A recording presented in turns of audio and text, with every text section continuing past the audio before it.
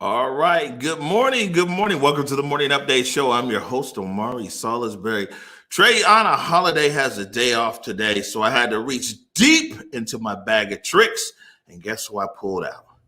Justin Carter, the CapitolHillSeattle.com, Capitol Hill Seattle blog. What's up, man? Good morning. Happy to be here. Yeah, it's good. It's good to have you, man. You know, I don't see or talk to you as often these days since Chop ended. You know, we used to bump into each other all the time. You'd come over there and come on the morning show and update us as to what's going on. How have you been? Doing all right. I know the good old days of summer have passed. We're into the fall and winter of dealing with all the consequences now. Lots of consequences that are out there. Speaking of the protests, though, let's jump right into this first. We actually got a few different things here. Yesterday marked the 150th day of the Seattle protest, and one way or another, for 150 days, people have been in the streets of the Emerald City. We got a little bit of video here, and then we'll pull up the article that you actually have up there on CapitolHillSeattle.com. This is just a short clip of just protesters marching down Pine Street last night. What do we want for number 5?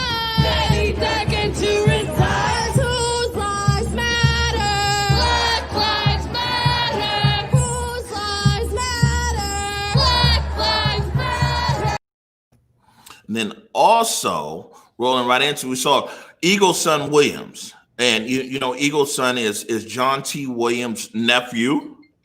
John T. Williams' nephew. Oh, what was that? And John T. Williams, you might remember, is the wood carver who was killed 10 years ago there on Boren and in Olive. And the protesters stopped right there last night to recognize John T. Williams. And Eagle's son actually said a few words to the crowd that was there. Everyone come out here, and we're all out here for a reason. And like Black and Indigenous, and like my other friends are Black and then the Native. So it's a struggle to be out here and to see all this pain, but being out here as a community, as everyone was saying, as we support each other, we're out here for each other. But yeah, 10 years ago, my uncle got murdered right here on this corner block because an officer thought it was wrong, morally wrong, to see a wood carver just carving down the street. That'd be like if you guys saw me carving and got shot. It's the same thing. And then what are you gonna do? Everyone just doesn't stand up and rise. So I wanted to say, appreciate that everyone came out. Love you guys, appreciate it. All right, and so now we're back here, and Justin, we see here on CapitolHillSeattle.com, Seattle marks 150 days of protest with March from Capitol Hill. Tell us about it. Yeah, I mean, you can see in that video and in that speech we just heard, it's the best and most remarkable things that have come out of last night's protest and really the summer's efforts. You're talking about cross-group efforts. You're talking about lots of people organizing for causes. And in compiling a timeline and going through these 150 days, it's amazing to me how difficult it is to express some of those things that, those rhythms and those chants and those marches we just saw, because in the headlines and in the paragraphs to describe it, it can get overshadowed by the clashes with police, the violence, the tear gas, the broken windows and the fires. And so, I just, seeing those videos, it's really powerful. Looking at this big, long timeline of 150 days, I'm not sure it really reflects some of those spirits. Right. One thing that I noticed last night was a lot of original people are still there. A lot of people I saw 150 days ago. And I guess how organized things are too. I mean, you got to remember, like 150, no one knew what this was going to be 150 days ago. And some people who were just kind of random people who were there, and now they're out front and they're leaders of this and that. You see a very organized car brigade that navigates the streets over there. You see a mutual aid system that follows the protest. And you also, for me, I hear a more detailed message. You got to remember 150 days ago, it was, what's his name? George Floyd. What's her name? Breonna Taylor. And now people are talking about different legislation that they want to see passed and, actions that they want city council and the mayor to change. So it seems like a message has been refined over the last 150 days. For sure. I mean, I think we take for granted the amount of work that has come to pass, and it is frustrating for some to not see more progress. But the bills and the work in city council, if nothing else, show some real concrete steps moving forward. You talk about some of the logistics and just the maturation of the protests in Seattle, and that's something that I remark on a bit in the story. It's not really what the story's about, but it's impossible to ignore the size of the car brigade. Even the efforts online are increasingly kind of just sophisticated organizations. People who can't be there are helped by monitoring scanners and keeping track of police activity, and those kinds of things. It just really, it's a sign that this is a real organized effort that comes together pretty organically, and it's probably set up for continuing well on past another 150 days, I would guess. Right. They had a sign down there in Westlake. I think it said Montgomery bus boycott 381 days. And they were saying that, Seattle protest 150. We're challenging people to stay in the streets and to push forward. That being said, do you see momentum in the Seattle protest continuing at this level, or building on, or maybe dying down some? I'm terrible at that kind of prognostication. I know the energy last night was really, and I think it's tough for organizers that are out there all the time. There was a little bit of the complaining that, or I'm looking for a better word for this. It's inspirational, but it's definitely like, where have you been lately? And that was a message that we did hear last night, because numbers have dropped off from some of the peaks of the summer, and it's just difficult. People have other things that they also need to do. But yeah, that being said, there's clearly a core. There's some goals now that have crystallized as far as how they'll get reached. There's still some work in progress on some of those goals. So yeah, I would see that there'll be an effort here.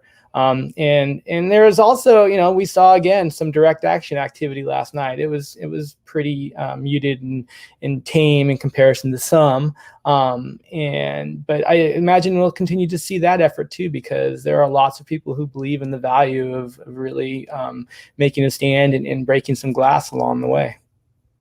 All right. So before we move on to the next story here, wanted to put this photo up. This is some of the crew almost 150 days ago. Eric Calligraphy, Bobby Stills, Jake Gravbot, Nikki Barron, some of the Converge team that's been covering the Seattle protests. So, you know, I got That's how young you guys were. Oh, it's so cute. Yeah, well, you know, like they say, teamwork makes the dream work, man. I'm just the front man. Those guys really do all the work. I'm envious. See, I work almost by myself, just continuously. You're lucky to have a group around you. You should treasure that. I do. That's why I put their photos up all the time.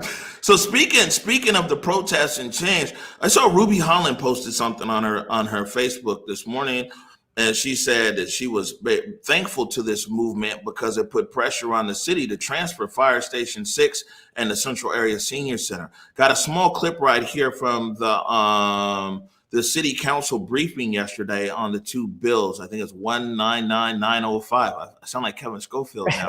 Reciting bill numbers, but here's a short clip that outlines the bills. If it pleases the president, I would love to have Council Bill 119905, which is the Africatown transfer first, and then Council Bill 119906, the Central Area Senior Center second. But just to state the boring stuff, Council Bill 119905 is a 99-year lease under a mutually offsetting benefits agreement with Africatown.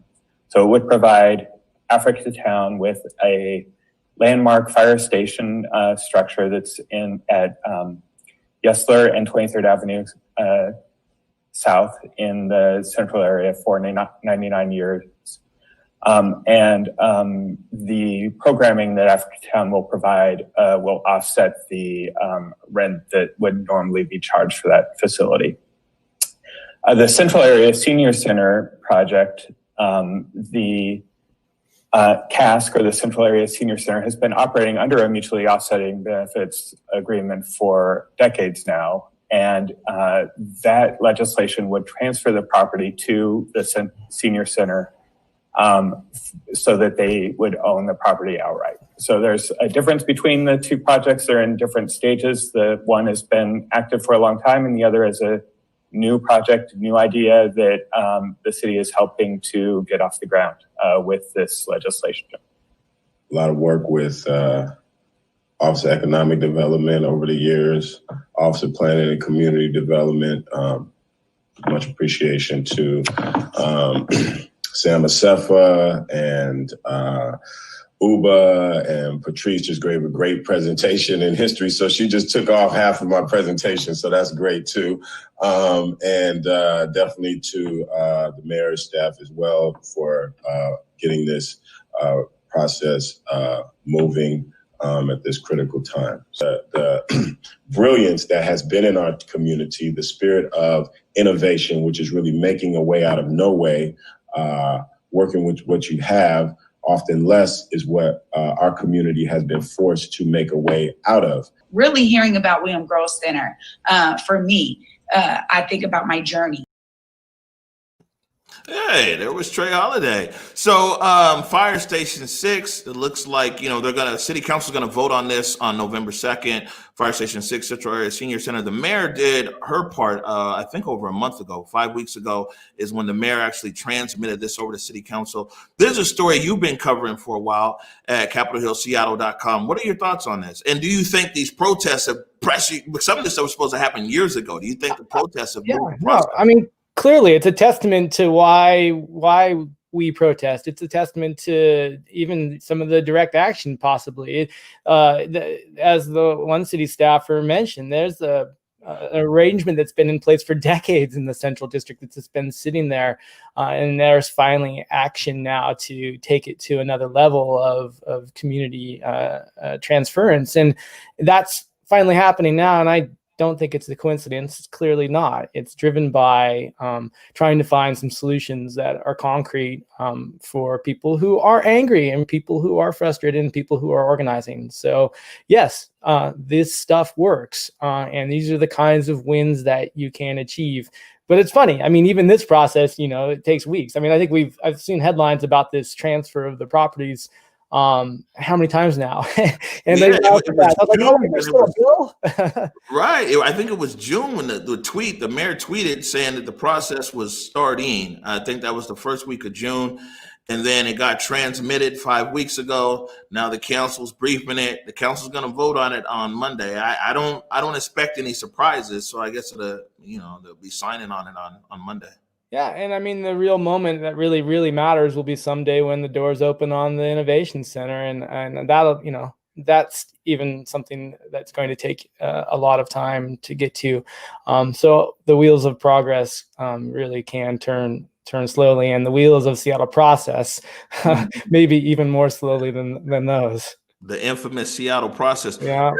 Here's another story here. It looks like the DSA, the Downtown Seattle Association, and a lot of other people here, excuse me, they've sent a letter over here to the city. Says business and community group letter, spiraling public health and public safety crisis in Cal Anderson and Seattle parks. Now, here on the Morning Update show, we actually followed the group that was there in Shelter House for like 3 weeks. That was over there, and we haven't really reported on Cal Anderson or the state of any of the parks since then. But I do know that we get a lot of feedback from people about the parks and the state of the parks, and you get feedback from people who are like, hey, there's homeless in the parks, how can we support them more? And then you get feedback from people saying, like, why are the homeless in the parks? Get them out of here. Tell us a little bit more about the article there, CapitolHillSeattle.com.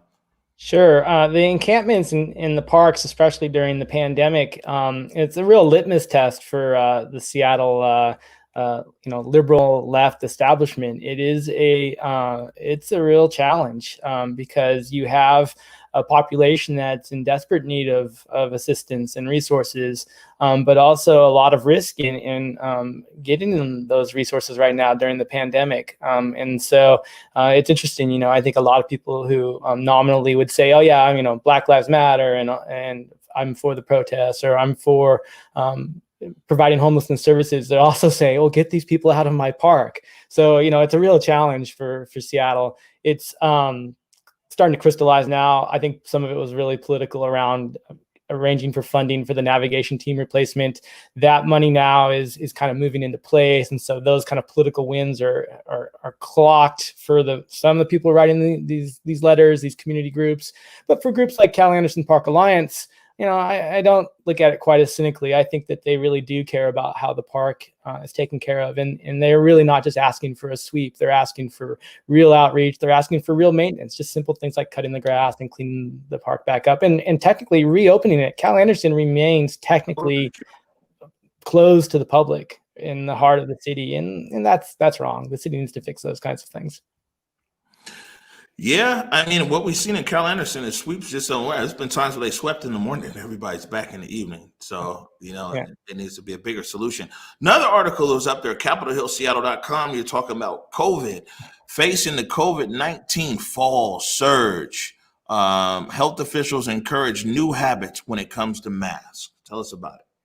Yeah, it's tempting right now to look at the rising peak of cases here in King County and see things like the outbreak at the University of Washington's fraternity and sorority housing, or even places like Harborview, where there was a limited but still notable outbreak.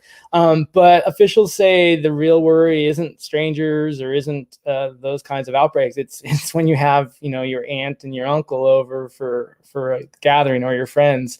And that's where they're seeing even small groups turn into kind of super spreader outbreaks. And the real advice, the simplest thing, is that people just need to get used to wearing masks, even around their friends and family. And you'll probably hear more of that as we get closer to the holidays. It's just going to have to be a habit at the Thanksgiving table even. All right. What we're going to do right now, Justin, is we're going to take a short break. And when we come back, we got Sade No Chill, civil rights lawyer, Sade Smith. And we're going to be talking about this initiative here. This initiative called Team Blue Washington. And it's a push by law enforcement unions to push Washington ballot initiative to regulate protests and protect police jobs. We'll be right back. You're watching the Morning Update Show. My parents coming over here as refugees meant that they didn't really have anything when they came to America. Having reliable healthcare and having a reliable doctor was really important. Cộng đồng của tôi, trạm y tế của tôi. 我的社区，我的诊所。Mi comunidad, mi clínica. بلشدة هي بقارها. My community, my clinic.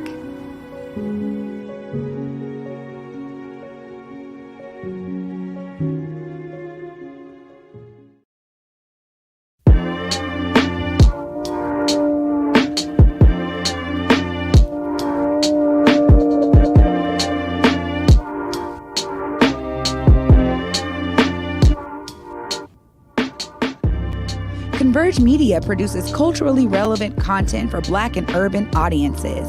Our coverage is raw, transparent, and objective, praised by community leaders, government officials, and residents.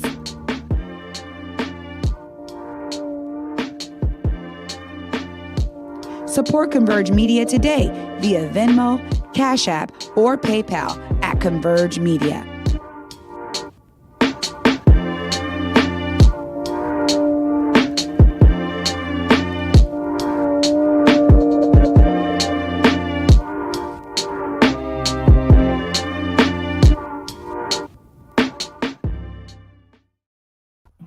All right, so two is a show and 3 is company. And so good morning. Welcome back to the Morning Update Show. My name is Omari Salisbury, joined by Justin Carter of CapitolSeattle.com and Sade Smith. Sade, no chill, civil rights lawyer. And matter of fact, I'm gonna give everybody some elbow room here. Here we go.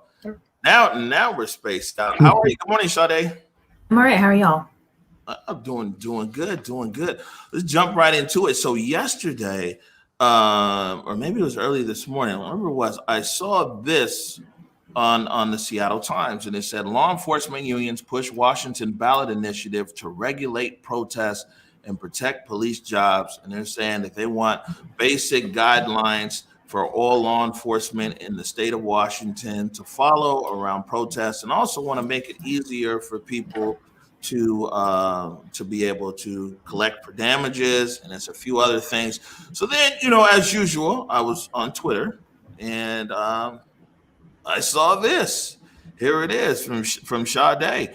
Heads up, King County Corrections Guild, SPD, and Washington State Patrol are teaming up to drop a ballot initiative to curtail First Amendment activity. So Sade, from your side here, man, tell us about it.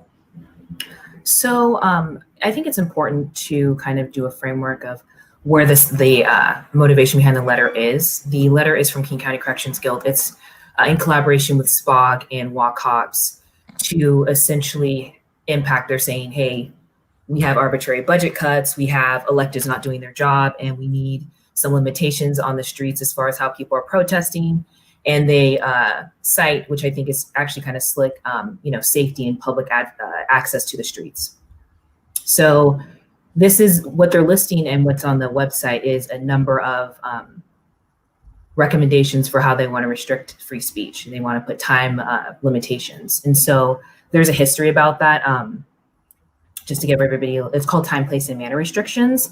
And they're supposed to be content neutral, but what they're trying to do is limit how people can protest. And that's just basic tone policing that they use.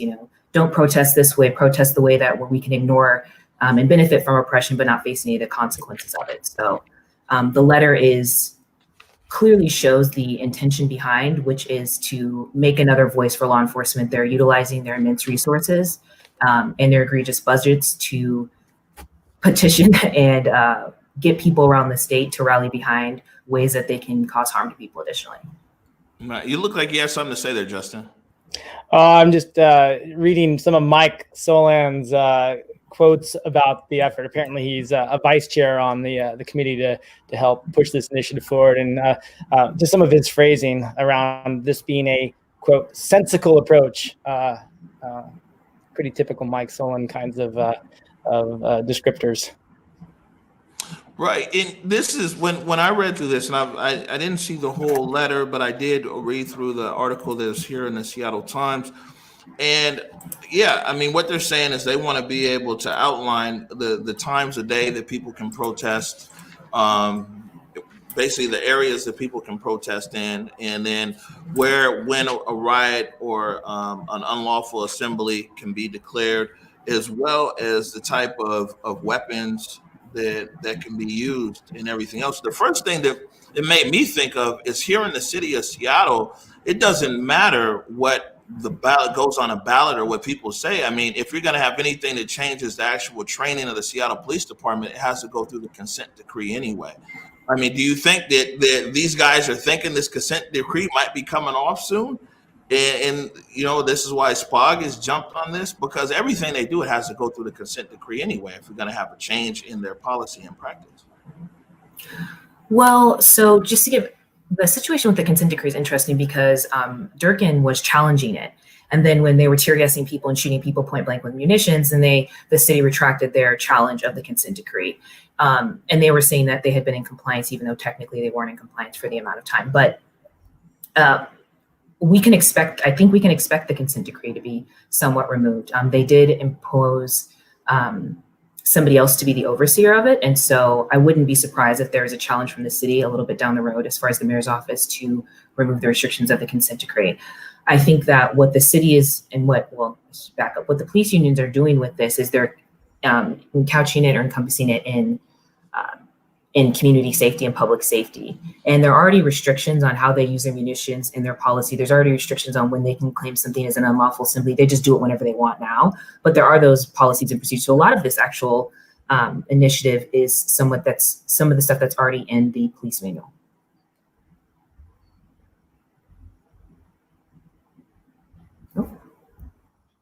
Look, I'm even muting myself. I said, did you have anything to add to this, Justin? Well, I think that there's also clearly like all things, especially this, it's highly political. It's a real opportunity for police unions and groups outside of the city of Seattle, especially, to rake the liberal bastion of the anarchist jurisdiction over the coals and criticize the city's approach to trying to protect First Amendment rights here. And you can read that throughout it's kind of the underlying message through this all is how terrible Seattle has handled this, supposedly.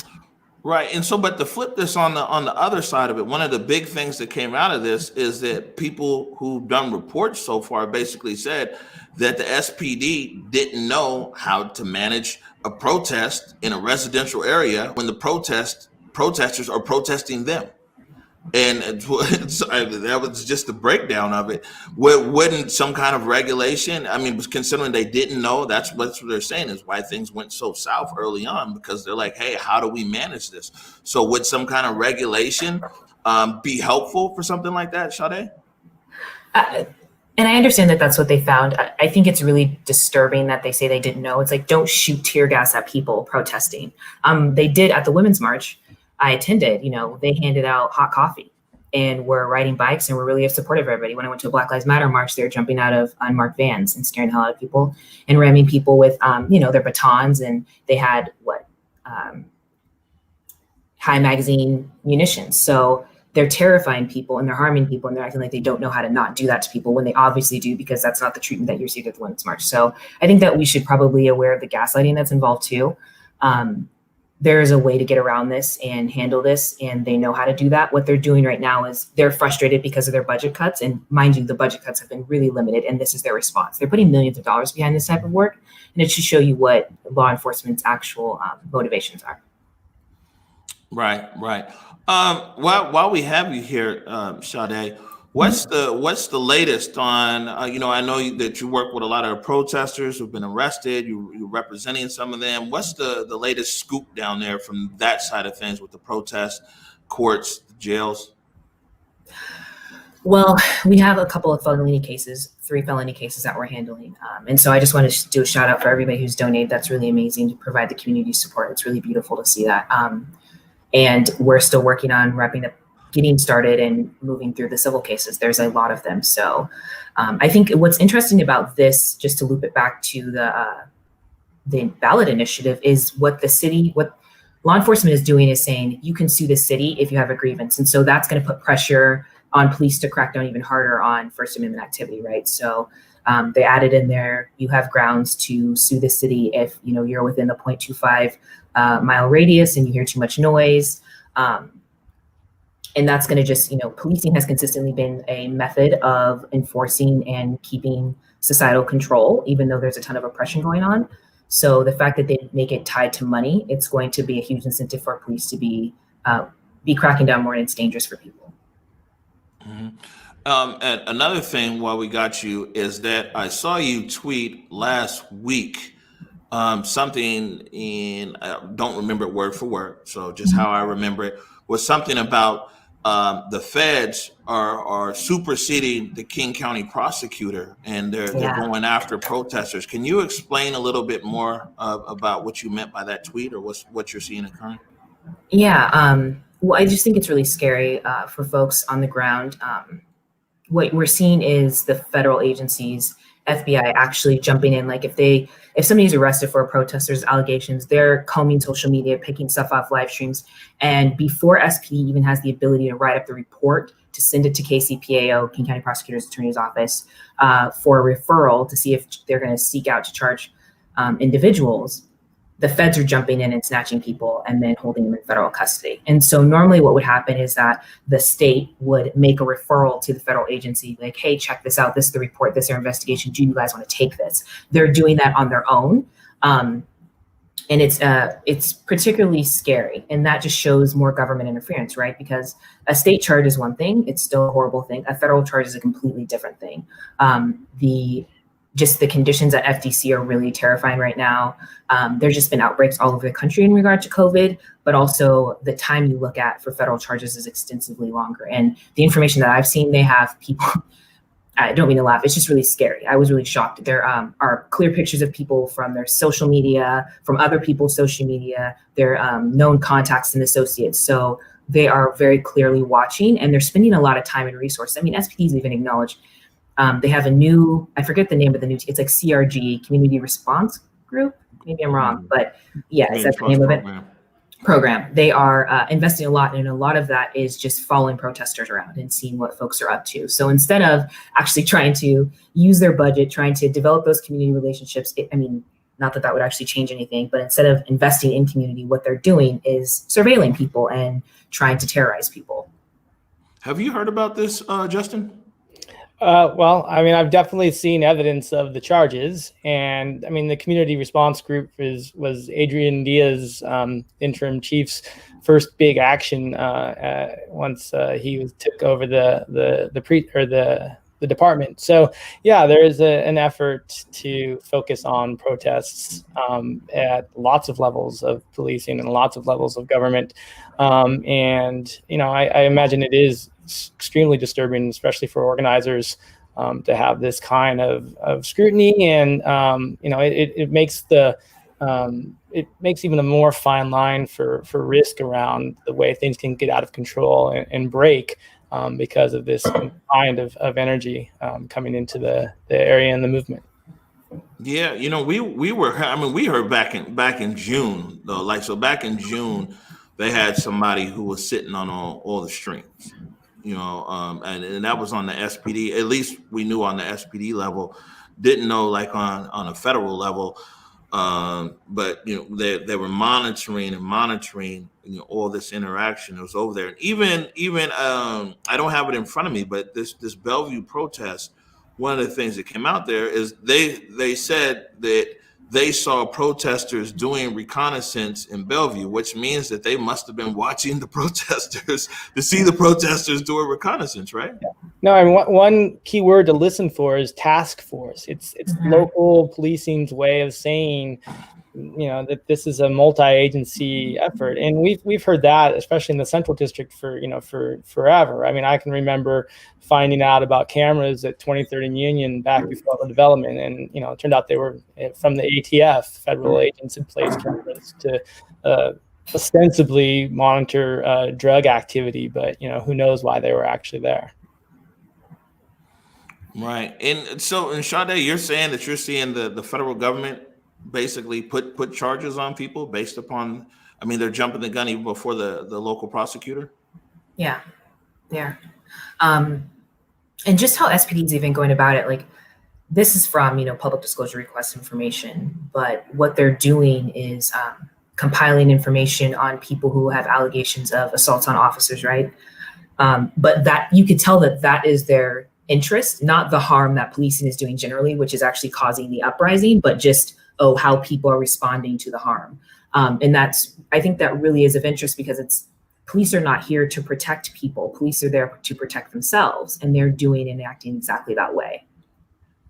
Right. And Justin, but before we get to wrapping up this segment, I mean, protesters are in the street. Somebody brought up a good comment here. They're saying, well, maybe the question needs to be around how close is the protesters in the city or the powers that be in meeting these demands, because people are in the streets because they want demands to be met. Where are things at, as far as where protesters in the city and demands, people are out there? I mean, I think it's pretty clear that there will always be a massive gap between what a bureaucracy can accomplish and what people want. We're seeing some of the demands translated, and it doesn't mean they shouldn't make these demands. It doesn't mean goals like 50% aren't important.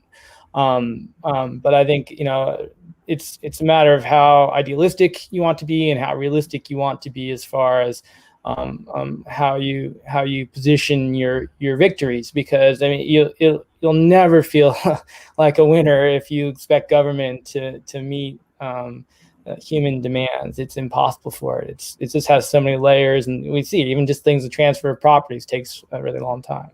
So I think there's directional progress, but it's baby steps, it's inches when people need and are asking for miles, and that's why frustrations come up, and that's pretty much where I stop thinking about it. If I start thinking about the bigger pictures, like beyond that, it's too confusing to cover. I'm worried about those inches. Right, and now Sade, you're part of King County Equity now. Are you part of that coalition? Yeah. So King County Equity now, see, they're not talking about inches. They're definitely talking about miles, kilometers, and everything else. And they're talking about things moving along pretty fast. So Sade, from your perspective, I mean, what gains? We just had the 150th night last night of the protests here. What gains have been made? What boxes have been checked, and how far are we away from at least what King County Equity now sees as success? I mean, I think we're experiencing a cultural shift, right? Like as far as conversation, before the protest started, defunding wasn't a topic of conversation, not something that was more widespread. And now we're seeing that. And I think that that's a big deal. And I'm going to agree with Justin, like we're not where we want to go, but it doesn't mean it wasn't worth it. It's going to take a lot more time. But I don't think that means anybody should minimize what the requests are for, right? So ask for big things because we expect big things. Like, nobody deserves to be living like this. There's enough resources for everybody to be safe and secure. There's enough places for housing and like enough resources at least to build those places. So again, expectations, we need to keep them high. And then our government is supposed to be responsive to us. We have, unfortunately, this paradigm shift where we are being, driven by what our government is saying is acceptable. And we just can't be that way anymore. We're reaching the point where things have just gotten too far. And I mean, I guess it was too far a long time ago, but we see the bubbling over. And that's what the unrest is about. All right. But before we end this segment, I let both of you guys go. Sade, how can people get up with you? Oh, I'm hopefully somewhat responsive on Twitter, or we have a website, www.dismantle.us is for the protest campaign. We are overwhelmed with cases right now, so we're trying to navigate that. But yeah. All right, and Justin, even though we have it right there, but you can always also tell people your Twitter and all that. Click on the URL, but also, it's a big week, right? We've got Halloween, people trying to figure out what they're going to do with families, and the Pike Pine kind of bar scene. And we also have a pretty interesting event coming up next week. The election is fascinating from a news gathering standpoint, super important for our lives, and I hope everybody is done their part to be part of it, and if you need help, man, let's get together and get this thing done. It's a big week. All right, and also a big shout out to CapitolHillSeattle.com, because for as long as I've been following you guys, you've always done a lot of coverage in the Central District and in the Black community. So the name is Capitol Hill, Seattle, but you've consistently covered stories that are important to the Black community in the Central District. So I appreciate you. Yeah, incredibly important stories. We'll keep telling them. All right, Sade Smith, Justin Carter, thank you so much for joining me this morning. We're going to take a short break when we come back talking Halloween with Tony B on the Morning Update Show.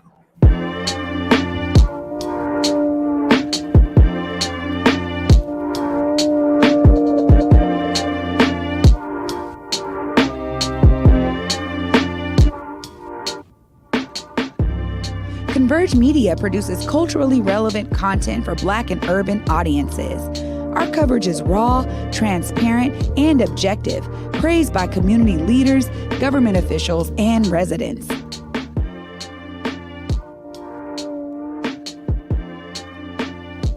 Support Converge Media today via Venmo, Cash App, or PayPal at Converge Media.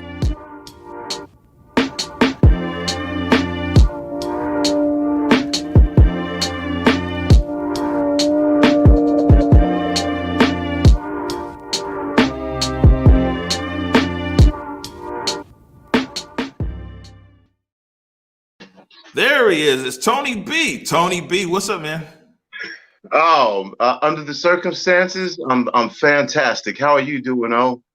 Man, I'm doing good. Tony B is such a seasoned professional around radio and TV that he timed it down to the second. I was over here nervous. I'm like, I don't see Tony. But on Tony's side, he's probably like, well, I've still got 7 seconds left before I do. I'm sure you know that in this broadcast industry, 2 minutes is like 2 hours. Man, you go make a sandwich and everything. You know what I'm saying?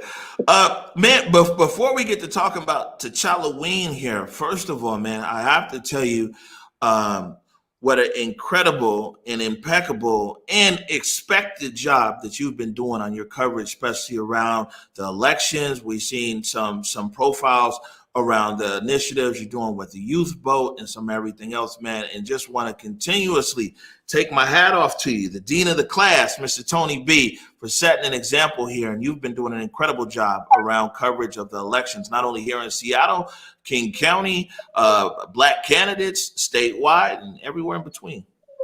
Oh, well, thank you. In particular during this election, it's just important that everyone. That's my old girl. You be all right. Try and have as much information as you can. There's a lot of information out there, but at the end of the day, it's your personal vote. And, to try and eliminate that feeling of apathy, we're trying to make sure that everyone feels connected to the issues that they care about and understands how to connect those issues to the electoral process and find the candidate that most aligns with your concerns and issues. Right. Well, man, like I said, you guys have been doing a dope job. And for people who aren't already following Rainier Avenue Radio, you guys check them out across all social media and then at rainieravenue.radio, right? rainieravenue.radio.world. Streaming, download our app or on the TuneIn app so you can listen. And then we do have some visual streams as well. Yeah, he's on it. And the thing is Tony B, every time that you come on here, I always get the same response. Man, this guy's voice sounds like butter. I guess I sound like margarine. I sound like lard because when you come on here, they're like, he sounds like butter. Well, at the end of the day, hopefully I'm saying something that is interesting to people and valuable. All right. So let's talk about it, man. Where is this at here? Is this it? Nope, that's not it. Where's it at? We got a Halloween graphic here somewhere. And maybe we don't, but even if we don't, we can talk about it because that's the best thing is we're professionals here. I don't have my T'Challaween graphic, but maybe you can give us some more information about it. It's T'Challaween. That was inspired by superhero T'Challa, the Black Panther. And the theme for this is heroes and role models. T'Challaween's South End Halloween event happens October 31st on Saturday from 2 to 4, featuring a mile long socially distant course, COVID safe, asking for people to come and participate with costumes along the Beacon Hill Greenway, and it's basically from South College Street to South Spokane Street entrance to Jefferson Park. And that's where we will be set up to broadcast live. We'll be interviewing folks and showing off costumes and just having a good time. And as you can see, I had a friend joining me. Came prepared. Yeah, and also a couple of pets, here. I can see you. This is a holiday you definitely enjoy. I do enjoy Halloween. More than anything, just the ability to be creative and explore, things that you wouldn't ordinarily do in your, I guess, normal day-to-day life. You can be an alter ego or a character. And this year, again, the focus is on heroes. So we're asking people to come dress up as your favorite. And you know what? I bet you there'd be a lot of moms and dads flattered out there if some of their kids dressed up as mom or dad, their hero. May not happen, but don't worry about it. You know how those things work. That's dope. I haven't done Halloween in a long time, like just because, for no particular reason. But producer Nikki Barron got me a costume. I'm gonna be out there. Like I got my arm twisted into this because when the big bookends, when Tony B and Marcus Harrison Green are both twisting both arms, you got to be out there. So I'll be out there. I got to have my costume on, you know what I'm saying? My superhero thing. It's be a good look. All right. Are we going to be surprised, or are you going to let the cat out the bag now and tell us what? Oh, and you know what? Oh man, you could just come as yourself and be a superhero, bro. Just carry a microphone, Hey man, I'm looking for all the treats and not the tricks. So so I'm gonna dress up. Maybe they won't recognize me. I'll get all the good stuff, man. So once again, Tony B, for everybody that's watching, the time and the location. Again, it's to Halloween, and the event is October 31st from 2 to 4. There's a 1 mile course, if you will, walk that's going to be socially distant, parade route along the Beacon Hill Greenway from South College Street to the South Spokane Street entrance to Jefferson Park. And at Jefferson Park, that's where everyone will be gathering and having a good time. And there'll be hands-free candy, and we'll be interviewing some folks, again, socially distant and safe. Just a big, just having a good time and celebrating. All right, fantastic. Make sure you guys follow Rainier Avenue Radio. I say it all the time, man. If you guys think I do interviews and I talk to people, Tony B is really out there. You know what I'm saying? The whole station, Tony, of course, but the whole setup at Rainier Avenue Radio, and it's continuous innovation, and it's part of our overall uplifting of our collective voices. Tony B, thank you so much for your time this morning. Thanks, Owen. Thanks for all y'all do at Converge, man. Keep doing it and blazing new pathways. All right. We're going to take a short break right now. When we come back, we take another look at 150 days of protest.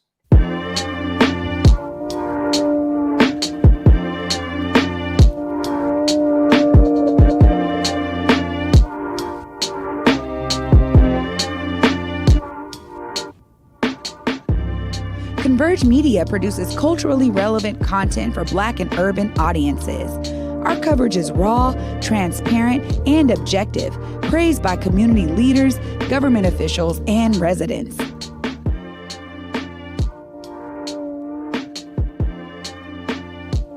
Support Converge Media today via Venmo, Cash App, or PayPal at Converge Media.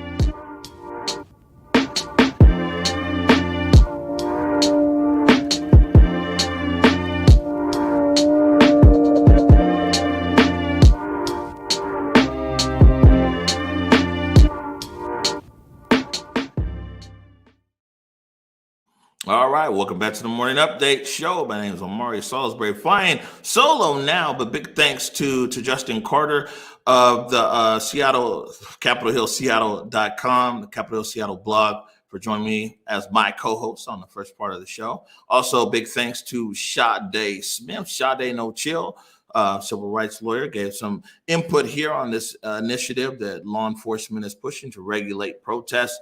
And of course, Tony B., the dean of the class, Rainier Avenue Radio, talking about T'Challaween.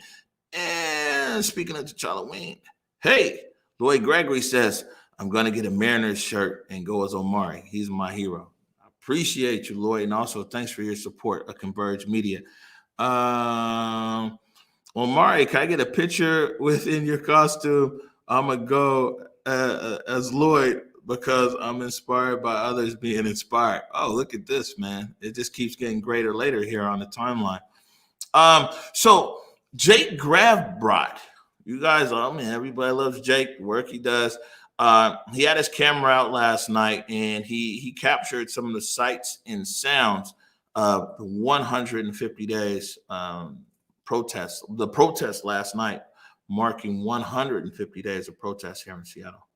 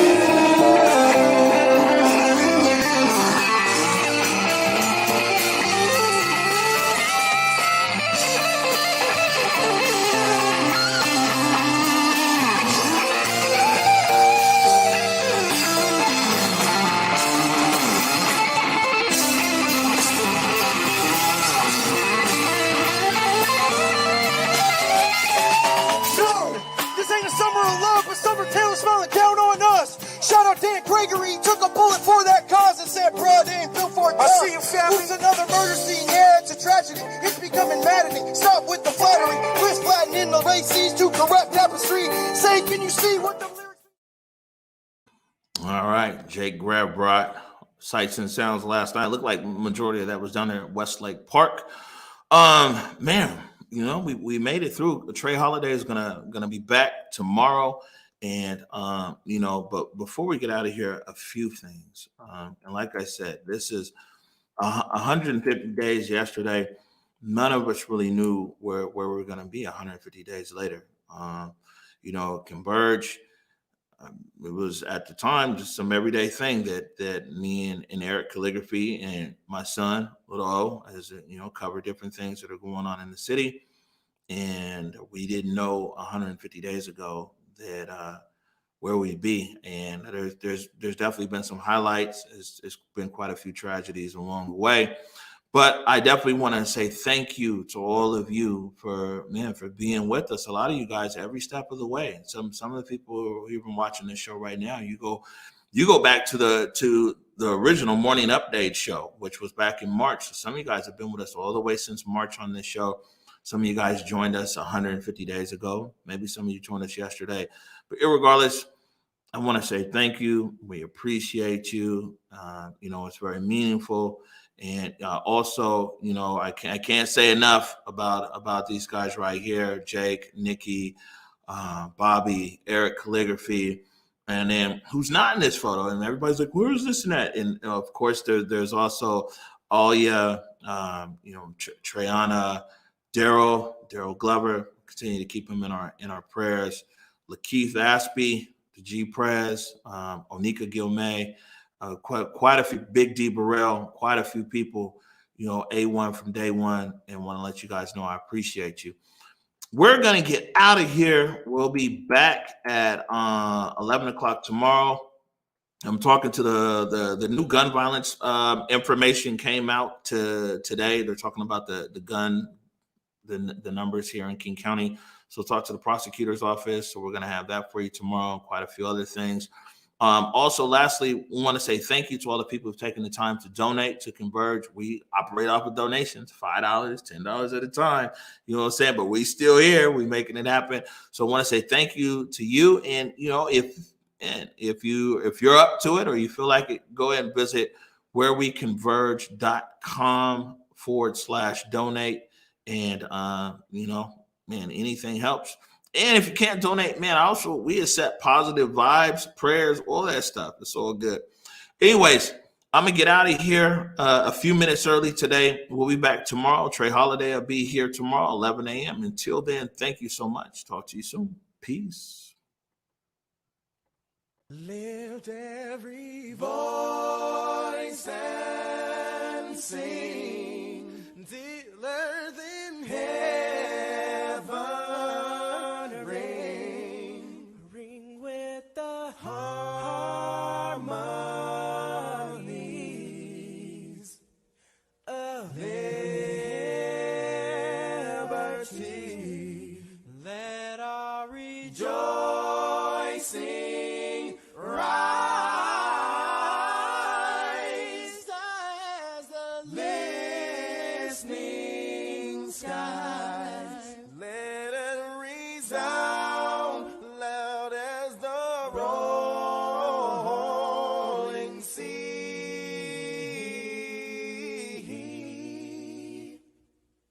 Sing a song full of the faith that the dark past has taught us. Sing a song full of the hope that the present has brought us.